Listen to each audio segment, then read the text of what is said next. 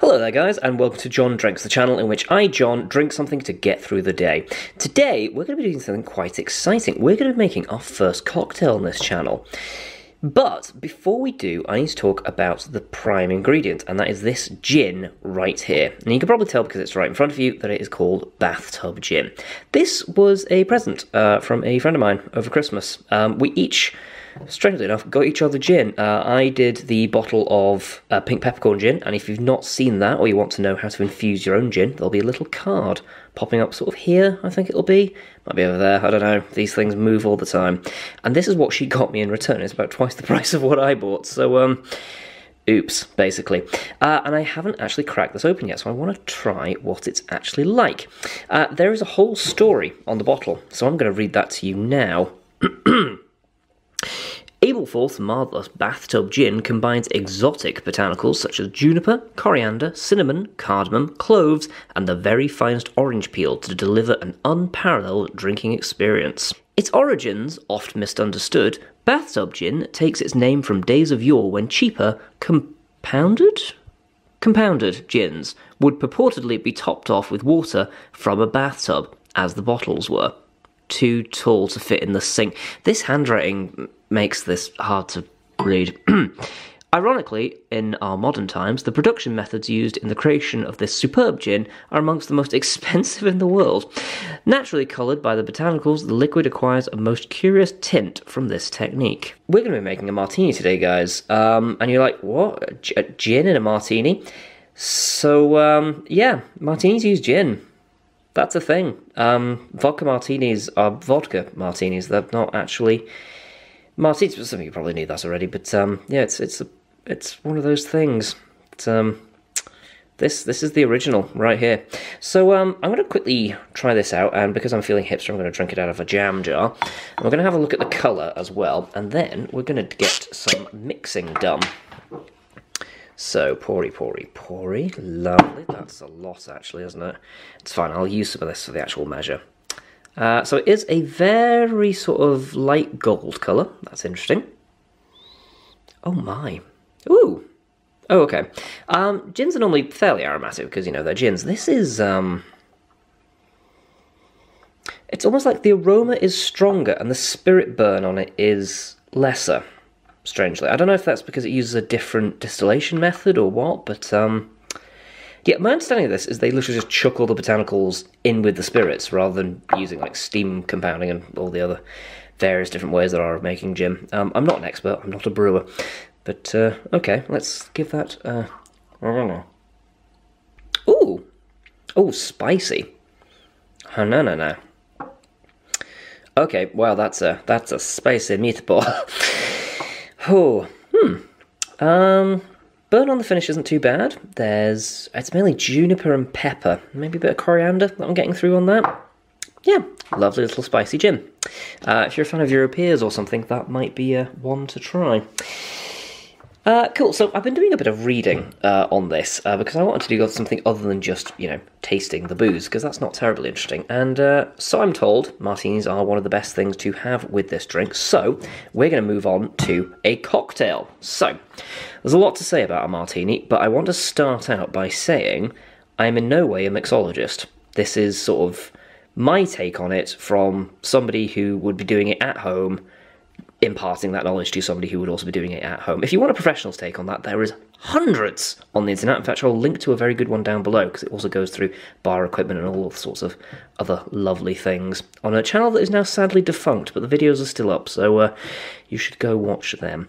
Anyway, so with martinis, I kind of wanted to do this as well because it uses an ingredient I very much like.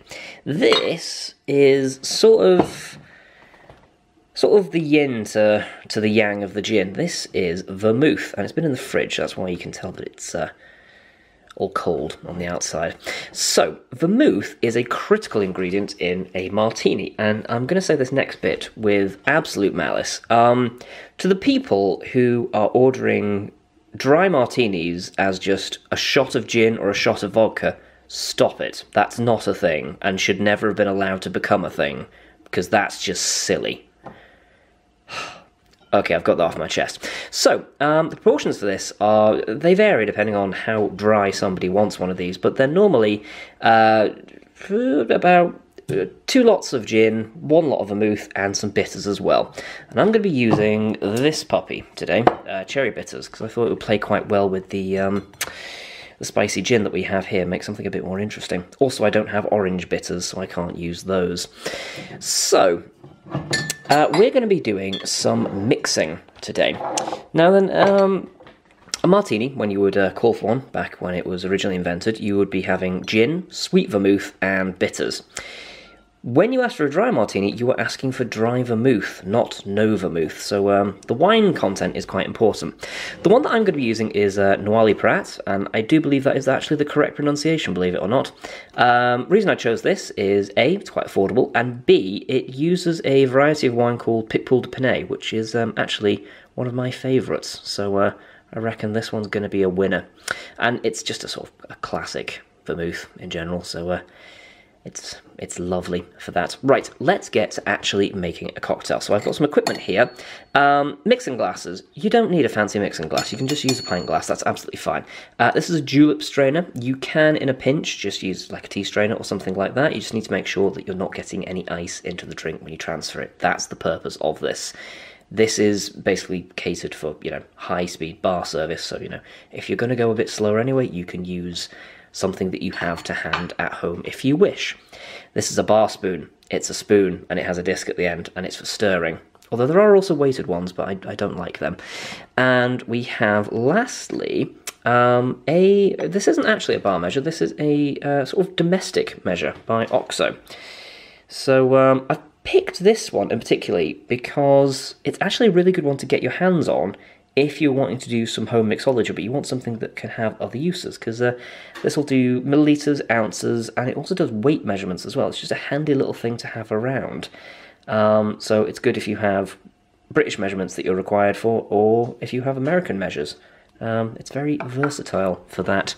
So the proportions I'm going to be using today are, I'm going to be using 2 parts gin to 1 part of the Noilly. A few dashes of that puppy in there.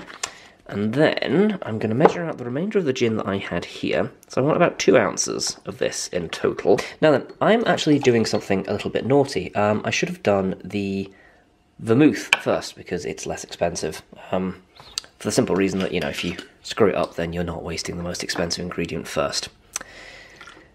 And there we go. That's 1 ounce of the vermouth in there.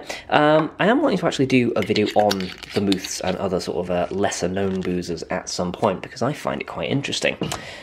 So if you don't know what vermouth is, I will try and cover that at a later date. Right, and now the really exciting bit. Oh no, things are falling. Well, we're just going to stir. And this is basically going to be my life for the next 60 seconds, so I might cut away from this. Alrighty, we are back. So, that's reached its dilution. We're going to get that there. I'm also being unorthodox. I'm using a crystal wine glass. Martini glasses are great. If you don't have one, don't worry about it.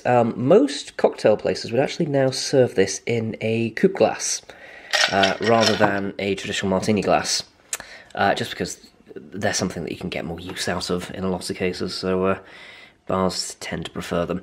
I have these to hand, so this is what I'm going to use.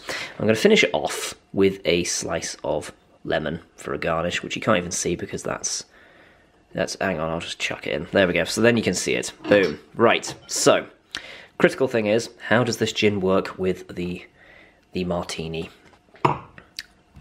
Tell you what, that's bloody fine. Oh, yeah. Ooh.